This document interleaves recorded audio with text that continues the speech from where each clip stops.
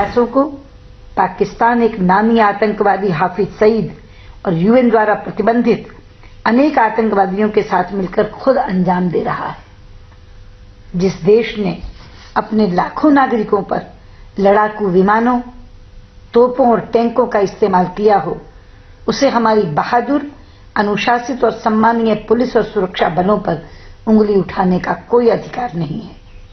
अत्यंत प्रतिकूल और खतरनाक परिस्थिति में भी हमारे पुलिस और सुरक्षा बलों का संयम और अपने साथी नागरिकों के प्रति सम्मान इस बात से जाहिर है कि जम्मू और कश्मीर में पिछले दिनों की हिंसा के दौरान 1700 से भी अधिक सुरक्षाकर्मी जख्मी हुए, जिनमें से बहुत से आज भी गंभीर रूप से घायल हैं। आतंकवाद को पाकिस्तान द्वारा इस खुले प्रोत्साहन के पीछे पाकिस्तान का एक खतरनाक दिवा स्वप्न है कि एक दिन कश्मीर पाकिस्तान बनेगा। पाकिस्तान के प्रधानमंत्री नवाज शरीफ ने स्वयं ये बात कल कही है। पूरा भारत एक स्वर से वजीर आजम पाकिस्तान को ये बताना चाहता है कि उनका और पाकिस्तान का ये दिवा स्वप्न कयामत तक भी पूरा नहीं होगा। संपूर्ण जम्मू कश्मीर राज्य भारत का एक अटूट हिस्सा है। जमीन के इस स्वर्ग को पाकिस्तान कभी भी आतंकी नरक नहीं बना पाएगा। पाकिस्तान के प्रधानमंत्री कहते हैं कि उनकी दुआएं कश्मीरियों के साथ हैं।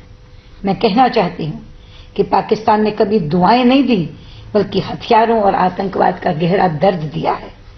पाकिस्तान की कोशिश है कि अपने संसाधनों, संस्थाओं और आतंकवादी संगठनों के द्वारा जम्मू कश्मीर में अस्थिरता पैदा की जाए। स्वयं पाकिस्तान के प्रधानमंत्री के बयान से ये नापाक मंसूबा कल उजागर हुआ है। मैं फिर पुरजोर ढंग से दोहराना चाहती हूं कि उनका ये नापाक मंसूबा कभी भी पूरा नहीं होगा।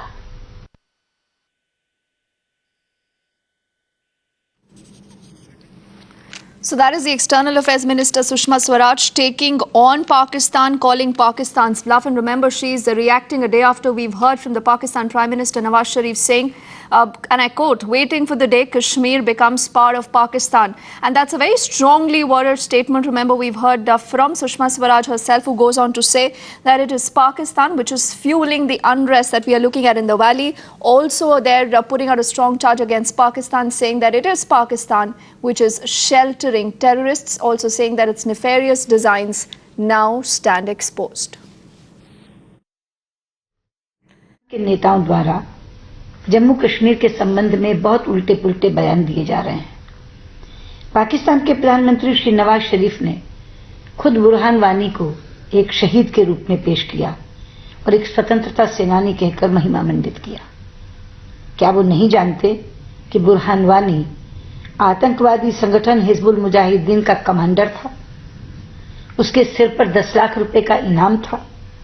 ये वही शख्स था जो अनेक जनप्रतिनिधियों और सुरक्षा कर्मियों की हत्या जैसे जघन्य अपराध में लिप्त था। सीमा पार से आतंकवादियों को गौरवान्वित करने और भारत के एक अखंड भाग में हिंसा फैलाने के इन निंदनीय प्रयासों से भी ज्यादा खतरनाक बात यह है कि इन प्रयासों को पाकिस्तान एक नामी आतंकवादी हाफिज सईद और यूएन द्वारा प्रतिबंधित अनेक आतंकवादियों के साथ मिलकर खुद अंजाम दे रहा है।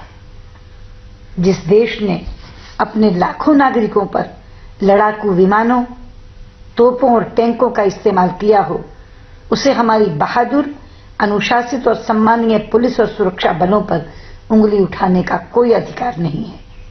अत्यंत प्रतिकूल और खतरनाक परिस्थिति में भी हमारे पुलिस और सुरक्षा बलों का संयम और अपने साथी नागरिकों के प्रति सम्मान इस बात से जाहिर है कि जम्मू और कश्मीर में पिछले दिनों की हिंसा के दौरान 1700 से भी अधिक सुरक्षाकर्मी जख्मी हुए, जिनमें से बहुत से आज भी गंभीर रूप से घायल हैं। आतंकवाद को पाकिस्तान द्वारा इस खुले प्रोत्साहन के पीछे पाकिस्तान का एक खतरनाक दिवा स्वप्न है कि एक दिन कश्मीर पाकिस्तान बनेगा। पाकिस्तान के प्रधानमंत्री नवाज शरीफ ने स्वयं ये बात कल कही है। पूरा भारत एक स्वर से वजीर आजम पाकिस्तान को ये बताना चाहता है कि उनका और पाकिस्तान का ये दिवा स्वप्न कयामत तक भी पूरा नहीं होगा। संपूर्ण जम्मू कश्मीर राज्य भारत का एक अटूट हिस्सा है। जमीन के इस स्वर्ग को पाकिस्तान कभी भी आतंकी नरक नहीं बना पाएगा। पाकिस्तान के प्रधानमंत्री कहते हैं कि उनकी दुआएं कश्मीरियों के साथ हैं। मैं कहना चाहती हूँ कि पाकिस्तान ने कभी दुआएं नहीं दी, बल्कि हथियारों और आतंकवाद का गहरा दर्द दिया है। पाकिस्तान की कोशिश है कि अपने संसाधनों, संस्थाओं और आतंकवादी संगठनों के द्वारा जम्मू कश्मीर में अस्थिरता पैदा की जाए। स्वयं पाकिस्तान के प्रधानमंत्री के बयान से ये नापाक मंसूबा कल उजागर हुआ है। मैं फिर पुरजोर ढंग से दोहराना चाहती हूँ कि उनका ये नापाक मंसूबा कभी भी पूरा नहीं होगा।